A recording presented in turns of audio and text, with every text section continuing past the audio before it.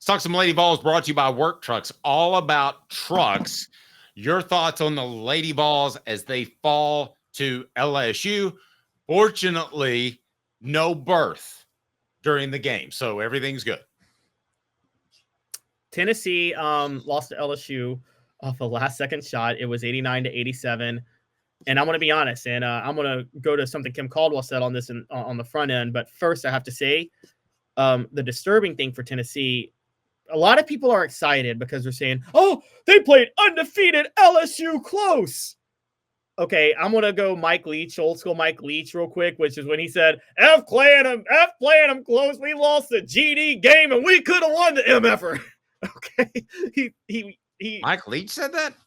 He said that to his there's a famous Mike Leach rant against Texas Tech after they barely beat Baylor one year, and he just cusses out all his players. He was fired like within a month of that. And it was after a win. But anyways, yeah, so the reason I think I'm a little upset with Tennessee in this game is they did what they needed to do to win. They shot 11 of 31 from 3. LSU was 1 of 8.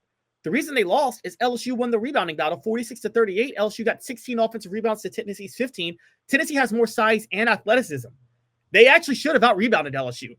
They should have torched them on the boards. And you know who agrees with me, guys? Who agrees with me? It's Kim Caldwell, because she was asked about it, and she said, quote, our players have to want to rebound. And then Kim Caldwell said this. Can I show you what she said real quick for everybody? Oh, yeah. I loved that line, want to rebound, by the way. Yeah, I love it too. And then she decided for everybody like, oh, they played LSU close and they're building a program. And this is what Kim Caldwell said. Caleb, that's 3 voices in one segment. We've got to have a 2-voice limit. One is your own. 2-voice limit, because goodness gracious, it's been a long week. All right. So what did Kim Caldwell have to say? Let's pull this up real quick, because here's what she said right now. I think for me personally, I don't really I get a little bit offended with you have time to rebuild. You have time to rebuild. These seniors aren't your players. That offends me. They are my players. They chose to stay. And Wow. I love that. That's like Pat Summitt stuff. It is. I love that. You know who else used to say that, by the way? To his credit, is Urban Meyer actually used to say that. He used to say, those are your players when you take over. Now, it's easy to say that when you take over a Florida team that Ron Zook left you 3 years worth of recruits. So, but yeah, I love Kim Caldwell saying that. Kim Caldwell wants to, and by the way, it's so easy to come out after a game. I'm sorry to interrupt. It's so easy to come out after a game and say, we've just got to continue to grow as a program. We've got to do this. We've got to do that. Instead, she's saying lost, and that's not acceptable. That's, you know what that is? That's the anti-Butch Jones. That's exactly what Butch Jones would not have said. Oh, no, he would not have said that at all. He would have broken down the entire roster and the deficiencies therein. Yes, and then said we're playing the toughest schedule in history, because he said that one year. He said we're playing the toughest schedule in college football history. Which, by the way, the data tracked it was not the toughest schedule in college football history. So, yes, I agree. And Kim Caldwell, and you have to love her for this. And by the way, this is why Danny White hired her. One of the things Danny White goes for, we can question if he hires championship coaches or not, because he still hasn't hired a coach to win a championship. But one thing he hires right on, he hires coaches who make an early splash. And he's very big on, I want you to win early, because I know if you win early, the fan interest will follow, and then the recruiting will follow. And also, in this day and age at NIL, the fan interest helps with recruiting, because that's more money. And so he hired Kim Caldwell with the expectation that she was going to be successful this year. And look, I didn't think she was going to be this successful, but I love the way she said it. And she's right, because Tennessee the Oklahoma game, they just have to work on half-court defense. That's kind of something that she's got to work on with first-year head coach. In this situation with Kim Caldwell, they lost because of effort. That was an effort issue last night, and that's something you don't want to see. And that's why she said our players have to want to rebound, honestly. And major credit to her for saying that. All right, let's rank Tennessee's coaches. So Tony Vitello's number 1 in the 4 major sports. How would you rank Rick Barnes, Kim Caldwell, and Josh Heupel? Who's 2, 3, and 4? It's Tony Vitello, Rick Barnes, Kim Caldwell, Josh Heupel. In that order. Heupel's the worst of the 4 major coaches at Tennessee? He's the least accomplished by far. Okay. Least accomplished. Yeah, I'll give you that. Well, no, he's as accomplished. No, he had an undefeated season. You got to put him third above Caldwell. You have to. Caldwell's got a national championship at a lower level, yes, but she's got a national championship at a Division II level. I will take the undefeated at Central Florida over that. Would you Heupel took over. That team was undefeated the year before. Oh, I'm sorry. So what did he finish that year? No. He went undefeated. You're right, but he inherited a team that went undefeated. He just went undefeated again. David says Vitello, Barnes, Heupel, and Caldwell right now. Yeah, I would go Heupel third. The poll question: Vols would have beaten Notre Dame, Penn State, both or neither. 44%. Both 38%. Penn State 12%. Notre Dame 6%. Now, when we're having this conversation in 5 years, chances are Rick Barnes would be 75. He's not on this list.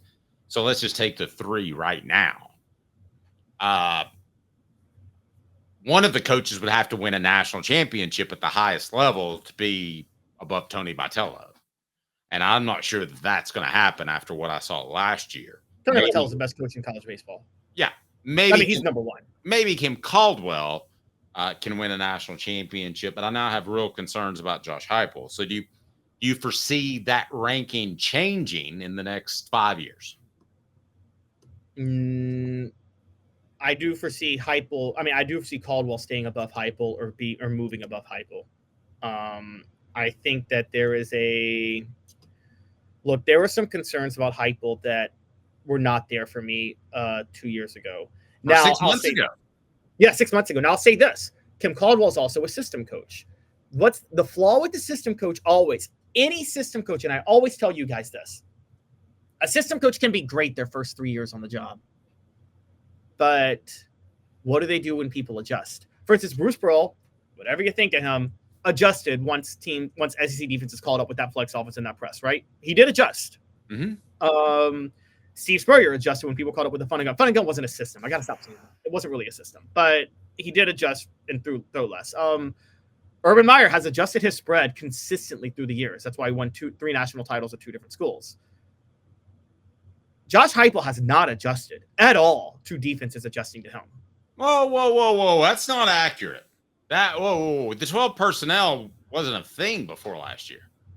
I thought Alex Golich did that sometimes. No. And by the way, even though the 12 personnel, goal line, but the 12 personnel may have been used more common, but it didn't seem like the concepts were any different. He didn't change up the route concepts or anything like that. He just put in an extra blocker. I don't think that's much of an adjustment. And so that's going to be the question with Kim Caldwell, because I'll tell you this. When Kim Caldwell gets her elite players, is she going to be able to adjust to maybe slow the game down? Because when you have more talent in basketball, you want to slow the game down because you want your talent to win out in the half court sets. I'm giving Josh Heupel a lot more credit. As a matter of fact, now that I think about it, I think he's above Rick Barnes. I know he's not as accomplished, but like let's change up the question. If you were to hire one of these 3 coaches and you're an athletic director, forget about the revenue part of it or that football is the bigger sport. And let's say they all make the same amount of money and you hire them from the get. They're 28 years old, 35 years old, whatever. I'm hiring Josh Heupel first, Kim Caldwell second, and Rick Barnes third, because Rick Barnes isn't going to get me to a Final Four. Well, Rick Barnes has gotten to a Final Four. 1 in 500 years. He's Methuselah. I mean, good gravy. I mean, 1 for that amount of coaching is analogous to like 0 with 20 years of coaching. I mean, good gracious, you're going to stumble into something every once in a while. What makes you believe in Josh Heupel more than Kim Caldwell? The 12 personnel. Actually, that adjustment, which you're not giving him any credit for some reason, that is absolutely, to me, the difference. Last Look brought to you by Doctors Campbell, Cunningham, Taylor, and Hahn. The first step to better vision is to visit ccteyes.com. The information you need is easy to access, and setting an appointment is as simple as clicking the tab. Doctors Campbell, Cunningham, Taylor, and Hahn, and Eye Care Optical at CCT. All right, let me throw back. Yep, throw back, push back. You look at the 12 personnel. I'm going to throw Kim Caldwell's roster building I questioned every move she was making in the transfer portal this offseason because I kept saying, you're going for size and athleticism, but your system needs three-point shooting. All these players are shooting like way better from three this year than they were last year. She saw something I didn't on how they could be good from three. You even have to question Josh Heupel's roster building at this point, right? His roster management leaves a lot to be desired. And that's something Kim Caldwell and Rick Barnes do very well.